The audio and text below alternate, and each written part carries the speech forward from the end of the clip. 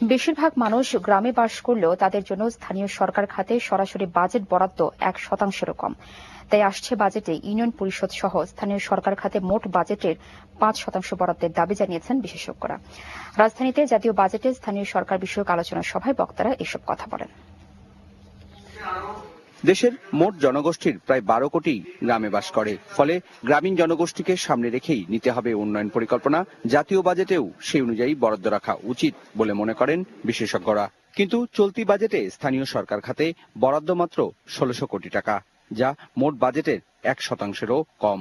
হিসাব করে দেখিয়ে দেওয়া হয় যে আমি পানিতে বরাদ্দ দেওয়া হয়েছে, সড়কে বরাদ্দ দেওয়া হয়েছে, অমুকে বরাদ্দ, বিভিন্ন জিনিসে বরাদ্দ দেওয়া হয়েছে, সেগুলি বেশিরভাগই গ্রামে খরচ হচ্ছে। তো এই হিসাবটা কিন্তু পরিষ্কার না। 5% এখন আমরা দাবি করছি, তার মানে দাঁড়াবে এই বছর আমি শুনেছি বাজেট হবে 1,90,000 কোটি টাকা। তো সেই বাজেটের 5% প্রায় 5,500 কোটি।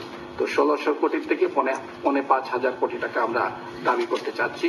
আওয়ামী লীগের নির্বাচনী ইস্তেহার ও প্রতিশ্রুতিতেও নখদর্পহীন স্থানীয় সরকারকে শক্তিশালী করার অঙ্গীকার ছিল, কিন্তু গত 3 বছরে এর ছিটেফোঁটাও বাস্তবায়ন হয়নি বলে অভিযোগ রয়েছে। স্থানীয় নির্বাচিত প্রতিনিধিদের উপরে বাড়তি পাওনা হিসাবে স্থানীয় নির্বাচিত প্রতিনিধিদের উপরে আমলাতন্ত্র ও সংশ্লিষ্ট সংসদ সদস্যরা ছড়ি ঘোরাচ্ছেন বলেও জানান তারা।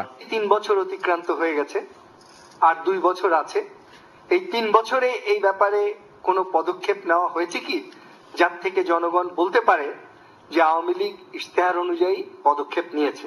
পর্যায়ের নেতা নেত্রী যারা আছেন তারা গণতন্ত্রের গুরুত্ব নাই, সুতরাং স্থানীয় সরকারের জন্য বাজেটও নাই।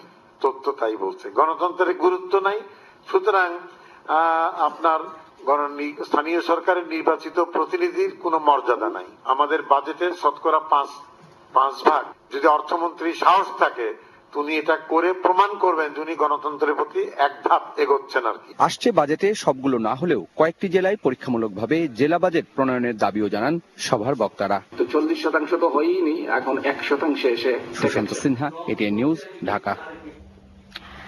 ঘটনাটি খুবই সামান্য।